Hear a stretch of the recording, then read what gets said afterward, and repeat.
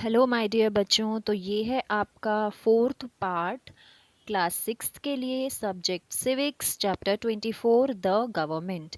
और अब हम जो टॉपिक पढ़ने जा रहे हैं वो है टाइप्स ऑफ गवर्नमेंट। ठीक है, तो बेटा जैसा कि आप देख पा रहे होंगे स्क्रीन पर, तीन टाइप की गवर्नमेंट होती है। एक होती है मोनार्की, फिर डिक्टेटरशिप और डेमोक्रेसी। ठीक है, मोनार्की क्या होती है बेटा? मोनार्की होती है राजशाही गवर्नमेंट। ठीक है, मतलब जिसमें किंग होते हैं, क्वीन होती है। ओके, तो मोनार्की में किंग होते हैं या क्वीन होती है और उनके पास कंप्लीट पावर्स होती है किसी भी कंट्री पर रूल करने के लिए। ठीक है, किसी भी कंट्री का मतलब ये नहीं है बेटा कि किसी दूसरी कंट्री पर, उनकी खुद की कंट्री पर। ठीक है, और जब मोनार्क मर जाता है, ठीक है, मतलब जो राजशाही परिवार का जो हेड है, जो मुखिया है, वो जब मर जाता है तो पावर्स जो है ऑटोमेटिकली उनके बड़े बच्चे पर आ जाते हैं। Okay, usually the eldest son of the monarch, मतलब सबसे जो बड़ा बेटा या बेटी होगी उसके पास सारे पावर्स जाएंगे और उनके बाद वो जो है वो किंग या क्वीन बनेगा।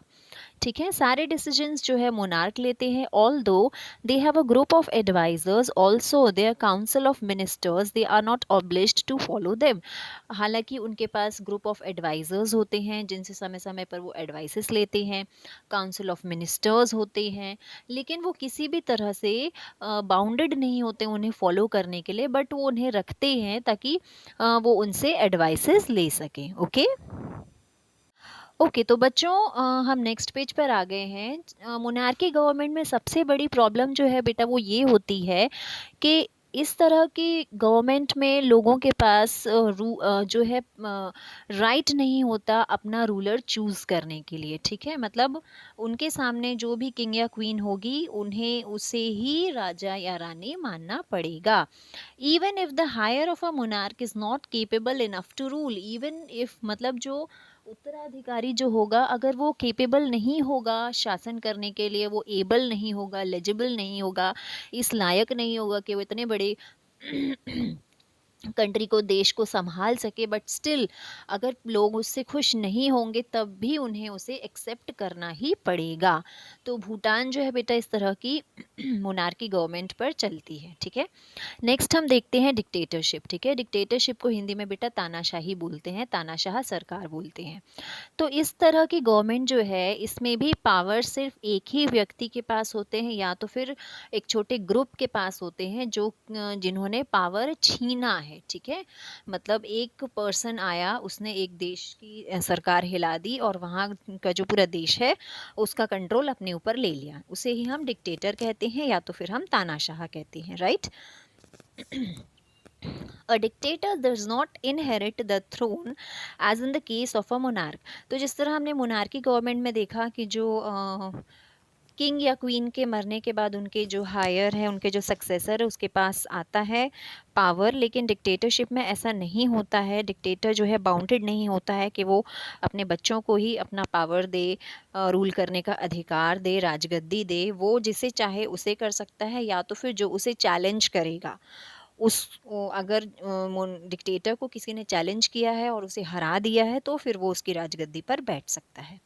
Okay, again the people have no say in choosing the government. यहाँ पर भी लोगों के पास ऑप्शन नहीं होता है, उन्हें तानाशाह की जो है बातें माननी पड़ती हैं, उनके पास कोई राइट नहीं होता है। ठीक है, Pakistan has been ruled by this kind of government for a long period in the past. Pakistan में एक समय ऐसा था जब डिक्टेटरशिप वाली सरकार थी, जैसे कि इटली है, जर्मनी है, तो यहाँ पर डिक्टेटरशिप वाली गवर्नमेंट रह चुकी है। Okay, Mussolini in Germany and Italy, और जर्मनी में हिटलर, हिटलर के बारे में आपने सुना होगा, एडोल्फ हिटलर, बहुत डेंजरस तानाशाह था। तो ये जो तानाशाह होते हैं बेटा ये करते क्या है कि अगर लोग इनकी बात नहीं मानते तो ये उन्हें पनिश करते हैं। ठीक है, बहुत बुरे तरीके से, बहुत क्रूल तरीके से पनिश करते हैं और इस तरह से लोगों के अंदर डर बैठ जाता है इन डिक्टेटर्स का। ठीक है, चलिए आगे देखते हैं universal adult franchise.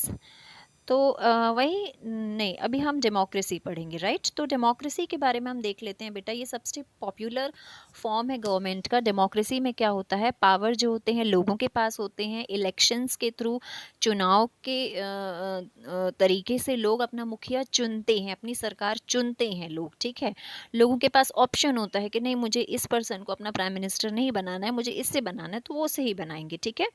Ultimate power lies with the people as each adult has the right to vote. लोगों के पास अधिकार होता है वोटिंग का, मतदान का। जब वो एडल्ट हो जाते हैं तो उनको अपने आप वोटिंग का राइट मिल जाता है। Democratic government is answerable to the people for its actions. Democratic government जो होती है, लोकतांत्रिक सरकार जो होती है बेटा, लोगों को आंसरेबल होती है, मतलब उन्हें आंसर करना पड़ेगा लोगों को, क्योंकि लोगों ने अगर आपको चुना है और अगर आप ही लोगों के लिए वर्क नहीं करेंगे तो लोग आपसे क्वेश्चन करेंगे कि भाई हमने तो आपको चुना, अब आप हमारे लिए वर्क करो, ठीक है। आप बाउंडेड हो हमारे लिए वर्क करने के लिए, ठीक है। जैसे कि अगर हमारी गवर्नमेंट हमारे लिए हॉस्पिटल्स नहीं बनवाए, ट्रेनें नहीं चलवाए, बस नहीं चलवाए, स्कूल नहीं बनवाए गवर्नमेंट स्कूल बच्चों के लिए, तो हम क्वेश्चन करेंगे ना अपनी गवर्नमेंट से। ओके। तो डेमोक्रेसी जो होती है बेटा, डायरेक्ट और रिप्रेजेंटेटिव। डेमोक्रेसी डायरेक्ट हो सकती है और रिप्रेजेंटेटिव, मतलब हम अपना जो है मिनिस्टर चूज़ करते हैं, ओके, या अपना रिप्रेजेंटेटिव हम रिप्रेजेंट करते हैं, मतलब हम बोलते हैं कि हम इसको जो है गवर्नमेंट में बैठाने के लिए तैयार हैं, ठीक है। समझ में आया बच्चों को? बच्चों आपको तीनों तरह की गवर्नमेंट। आगे हम देखेंगे यूनिवर्सल अडल्ट फ्रेंचाइज, ओके, जिसे यूएएफ भी कहते हैं। तो सफरेज और franchise is the right to vote. Suffrage और फ्रेंचाइज का मतलब है वोटिंग का अधिकार, मतदान का अधिकार। और हमारे देश में कैसे आया ये? इस यूएएफ के थ्रू आया। अब ये यूएएफ क्या है? यूएएफ का मतलब होता है बेटा, जहाँ जिस भी देश में यूएएफ लागू होता है, यूनिवर्सल एडल्ट फ्रेंचाइज, मतलब इसका है कि उस पर्टिकुलर कंट्री के जितने भी नागरिक हैं जिनकी एज 18+ हो चुकी है, ओके, मतलब जो 18 ईयर्स के ऊपर के हैं, they have the right to vote. उन्हें वोटिंग करने का अधिकार है, चाहे वो किसी भी कास्ट के हों, कैसे भी हों, एजुकेटेड हों, अनएजुकेटेड हों, गोरे हों, काले हों, लड़का हो, लड़की हो, गरीब हो, अमीर हो, कुछ भी हो, बस अगर आप 18+ हैं और आप एक भारत के नागरिक हैं तो you have the right to vote. तो इस तरह का सिस्टम जो है बेटा सभी देशों ने अपना लिया है अब। प्रेवलेंट मतलब प्रचलित है सभी देशों में, ठीक है।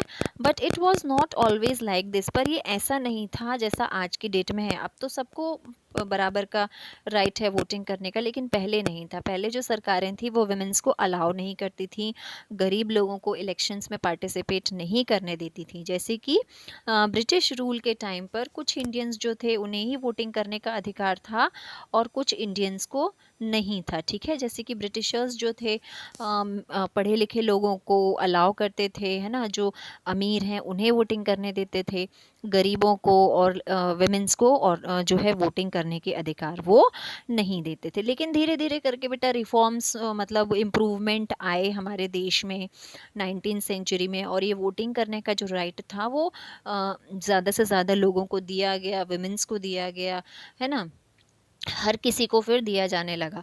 It was argued that since the man voted in the behalf of whole family, a women needn't vote separately. ऐसा माना जाता था, वुमेन्स को इसलिए वोट नहीं करने दिया जाता था, ऐसा बोला जाता था कि अगर किसी एक फैमिली का जो मुखिया है, जो मैन है, अगर वो वोट कर रहा है तो फिर उस फैमिली की वुमेन को या और किसी पर्सन को वोट करने की क्या ज़रूरत है।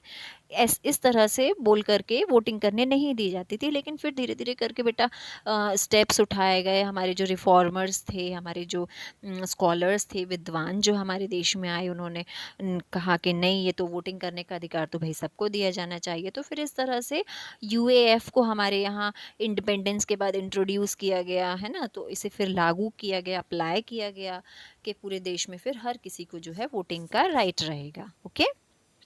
चलिए आगे देखते हैं। एक केस स्टडी दी हुई है, ये हम बाद में पढ़ेंगे, पहले हम अपना टॉपिक फिनिश कर लेते हैं जिसमें है इम्पोर्टेंस ऑफ डेमोक्रेसी। लोकतंत्र की क्या इम्पोर्टेंस होती है। तो democracy is a form of government, एक ऐसी फॉर्म है गवर्नमेंट का बेटा जिसे ग्लोबली अप्रिशिएट किया गया है। मतलब न सिर्फ हमारी कंट्री में बल्कि पूरे वर्ल्ड में कई देशों में इसे अप्रिशिएट किया गया है, क्योंकि इसमें क्या होता है, लोगों के पास राइट होता है अपनी गवर्नमेंट को चूज करने के लिए। ठीक है, लोग भी सरकार चुनने में बराबर से पार्टिसिपेट करते हैं। एनी डिस्कम्फर्ट और dissatisfaction in citizens can change the government forcibly in no time through mid term of elections. Even इतना लोगों के पास अधिकार होता है बेटा कि अगर उन्होंने किसी गवर्नमेंट को चूज किया, ठीक है, 5-5 साल के लिए हमारे यहाँ गवर्नमेंट बैठती है, चूज किया और मान लो कुछ महीने बाद लोगों को उनका जो है वो काम पसंद नहीं आ रहा है, तो लोगों के पास इतने पावर होते हैं कि वो उस व्यक्ति को गवर्नमेंट से अलग कर सकते हैं। ठीक है, फिर डेमोक्रेसी से बेटा लोगों के पास अपॉर्चुनिटीज़ आती हैं कि वो अपने राइट, अपनी ड्यूटीज़, अपनी पोटेंशियल, अपनी ताकत का इस्तेमाल करें। ठीक है, क्योंकि वोटिंग जो पावर होती है इट्स वेरी स्ट्रॉन्ग, आपका एक एक वोट बहुत इंपॉर्टेंट होता है। ठीक है, फिर one rule becomes a rule for all its citizen irrespective of caste, status, gender और रिलीजन। डेमोक्रेटिक कंट्री में क्या होता है, एक रूल जो है वो सबके लिए, मतलब हेलमेट पहनना है आपको तो सबको हेलमेट पहनना है। फिर आप ये नहीं बोल सकते कि नहीं मैं तो क्रिश्चियन हूँ मैं नहीं हेलमेट पहनूंगा, मैं हिंदू हूँ मैं नहीं हेलमेट पहनूंगा, मैं पर्टिकुलर कास्ट का हूँ मैं नहीं पहनूंगा। नहीं, one rule one government. Okay, मतलब सब जो रूल है वो हर किसी के लिए, हर सिटीजन पर रूल अप्लाई किया जाता है। ठीक है, then people of a democratic country enjoy fruits of freedom, justice and equality। democratic country में लोग अपने जो है अधिकारों को enjoy करते हैं, अपने freedom को enjoy करते हैं, उन्हें justice proper तरीके से मिलता है। even न्याय व्यवस्था जो होती है वो equality based होती है। जब हम कोर्ट के पास जाते हैं तो कोर्ट आपसे कास्ट नहीं पूछता, आपका रिलीजन नहीं पूछता, आपका स्टेटस नहीं पूछता कि आप अमीर हैं गरीब हैं या आप मिडिल क्लास के हैं। ठीक है, आपको समानता का अधिकार दिया जाता है, आपको पूरा पूरा जस्टिस मिलता है। ठीक है, और इसीलिए जो है डेमोक्रेटिक गवर्नमेंट बहुत इम्पॉर्टेंट है और बहुत अच्छी है, हर देश को इसे अपनाना चाहिए। ठीक है बेटा, तो यहाँ आपका ये चैप्टर फिनिश हो जा रहा है। केस स्टडी मैं आपको नेक्स्ट वीडियो में एक्सप्लेन करूँगी, तो अप टिल देन आप लोग वीडियो को ध्यान से देखिए। ओके, चैनल को सब्सक्राइब कर लेगा और वीडियोज़ के लिए, ताकि आपको वीडियोस मिलते रहें। ठीक है, और एग्ज़ाम्स के पहले वीडियो को अच्छे से 2-3 बार देखिएगा ताकि आपको चैप्टर प्रॉपरली समझ में आए। Thank you.